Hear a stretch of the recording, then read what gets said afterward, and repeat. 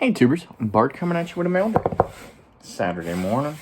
Happy weekend to each and every one of you. Got a couple cards here. Do another plug for the Sports Card, Football Card Hall of Fame on the Sports Card Hall of Fame Network. Just got off of Dr. Beckett's podcast with Scotty Tradition and Ray from Philly, so that was kind of cool. Just plugging the ballot and, trying to promote some football cards type of thing. So that was pretty cool. But again, just like the last video or two, I'll put some links down for the ballot and ballot video at Sports Card Hall of Fame Network, as well as the voting spot. 45 cards, pick 10 for the inaugural class. And if you've got write-in ballots or something like that, or something that you think we left out, leave a comment about that, either on this or on the ballot release video type of thing. And we will make sure we make note of it for future iterations. But a couple slabs here. A random basketball, but it happens from time to time if the price is right. So Paul Pierce, PSA 9 from his 98 Chrome. It was a good bin price with free shipping, and there was outstanding shipping that they actually used, so it was pretty cool. And this is a NBA 75th card number, so I think I'm going to chip away a little bit at that set. I've only got like 3 cards in it so far, but if I'm going to have some basketball, I need to stay a little bit focused, or a lot of it focused, right? With all the football and baseball I got in the PC. Picked up a couple off of 4 Sharp Corners. They were running a big sale last week where it was 15% off of everything, 20% off of everything under $100. And so when I was watching this card, and I had been thinking about buying it for quite some time, Luke Kuechly, if you look at his resume, even though short-lived, it was just absolutely dominant. He's in my book, first ballot Hall of Famer. And so I wanted this card in the PC. And when they hit me with the 20% off, I went right to that website and picked it up. I couldn't beat that because I kept talking in my mind, thinking I need to go buy this card, and I was willing to pay that full price to a certain degree. And then when they hit me with 20% off, I just couldn't say no. So while I was there, got this upgrade for my 98 Topps Terrell Owens. I had subbed one. It only got an 8. I believe this is a Pop 4 and 10. So happy to add that and upgrade that 98 set as well as my 49ers run. And when in doubt, snag a Hall of Fame rookie for the set as well. So I got the Kenny Easley. Again, a good deal once you knock off 20% there. So those 3 were from 4 Sharp Corners. And then I meant to look up this guy's stats. Give me 2 seconds here. I wanted to talk about it a little bit. It was a good deal for sure, so I couldn't say no. And we'll go to the all-knowing source for all things, Wikipedia. And there he is. All right, so this guy has an MVP, an Offensive Rookie of the Year, 4 Pro Bowls, some other miscellaneous awards. Currently sitting at 62,000 plus passing yards and 381 touchdown passes. May have already played his last game, but before this year, I would have said he was a early Hall of Famer. I think he had such a terrible year this year that I was starting to get concerned if he had another year like that, he might play his way out of the Hall of Fame. Those statistics are very legitimate, but and that Super Bowl loss is pretty gnarly. But Matt Ryan, PSA 10 from 08 Chrome, to get probably, an eventual Hall of Famer. He's not going to leave a good taste in the voters' mouths for sure with some of the recent play and things like that. But still, with a fair number of losing seasons from the Falcons in the last couple years, as the whole franchise is a hot mess, and that needs to be taken into consideration. The Falcons franchise has been a mess for about a decade. You know, good on him for getting to that Super Bowl and taking the L, but they have not been doing well. He still has a winning record as a starting quarterback with, I think it's like 120 some wins. Let me see if Wikipedia is keeping the records there. Yeah, 124, 109, and 1 as his all-time record. So that's pretty significant too. So 62,000 yards, 124 wins as a starting quarterback, 4 Pro Bowls, an All-Pro, an MVP.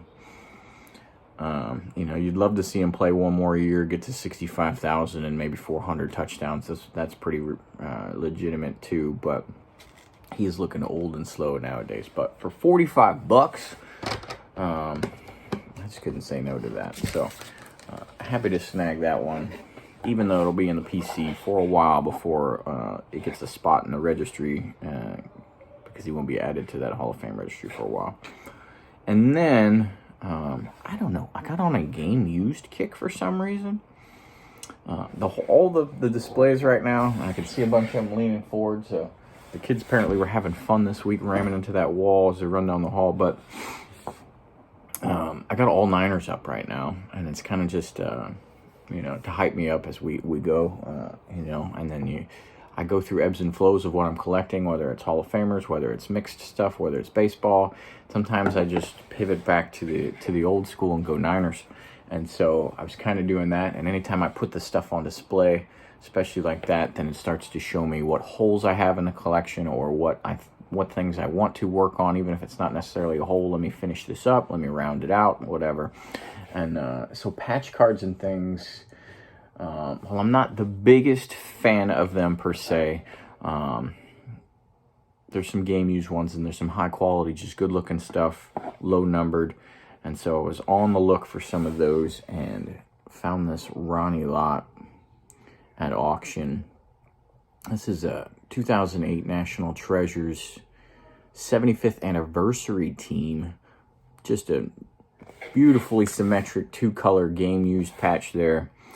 A game worn jersey patch there. And this card, I just put it in the magnetic, is a much nicer card than I thought it was.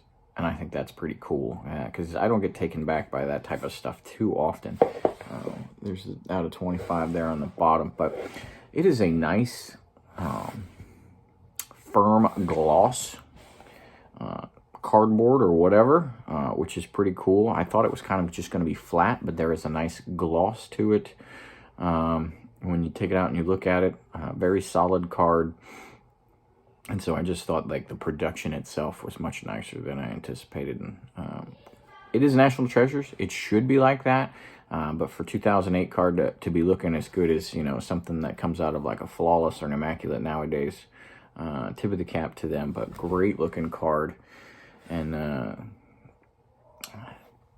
I like to do matching ones. There's a Hugh McElhaney. It has the Niners helmet on the back, but the 2 patches that I have seen in them are like blue and yellow, and they are for it even says it on the back, but they are from a East-West Shrine game when he was coming out of college, and so it's not Niners colors in a patch. So I'm a little on the fence whether I pick up the matching one or I just let that Ronnie Lott do the standalone thing, because it is a beautiful card on its own. But that's what I got for you. Happy Saturday. Football Sunday tomorrow. 2 really good games that I would not be willing to bet on. Everybody says Joey Burrow, you know, it's got Mahomes' number, but they've already won the last 3. I don't know if you can do four in a row. The Bengals have not been running all that well, and if the Chiefs can find a way to take Jamar Chase out, that's a big deal. And you know, God, I can't bet against Mahomes and Kelsey. Kelsey's just always there. He had 14 catches last week, one off the playoff record.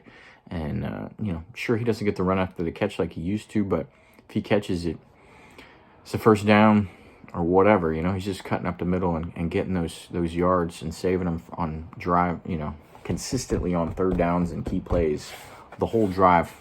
You know, and he's going to do that for multiple drives, which is basically guaranteeing him 20-some points. just off of that. Those extra first downs are really, really significant. And for Patrick Mahomes to have 5,250 passing yards this year and to not even have a 1,000-yard receiver, Kelsey had over 1,000 yards, but a wide receiver that did not have over 1,000 yards, that's pretty wild, which means that dude can sling it anywhere.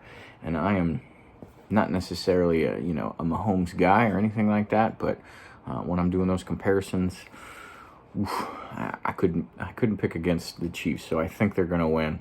It'd be pretty cool if Burrow won. I'd love to play the Bengals in the Super Bowl for round 3, because 49ers and Bengals have already met twice. We're 2-0, of course. No big deal, but that would be pretty cool. Can't count Philadelphia out either. I'm really concerned about their defensive line matching up with our offensive line. I think that's going to be the big deal.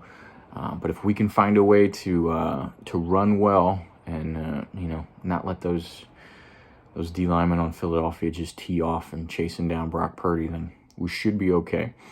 Because we did not have a great game last week. We did not have any big plays.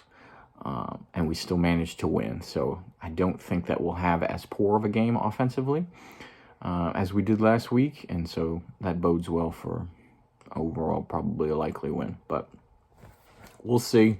First world problems. Good to be still in the conversation this time of year.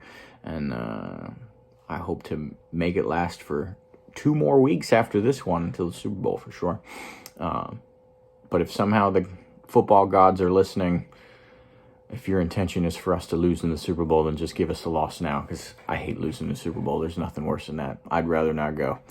I know I'm in the minority for that point of view, but those football losses, I try to act like they don't even happen, because we lost to the Ravens and we lost to the Chiefs in the last couple years and or last decade, I guess now. But I just don't dig it. But I'm excited. My kids are about the same age. My boys are about the same age as I was when I first started being a fan of the 49ers.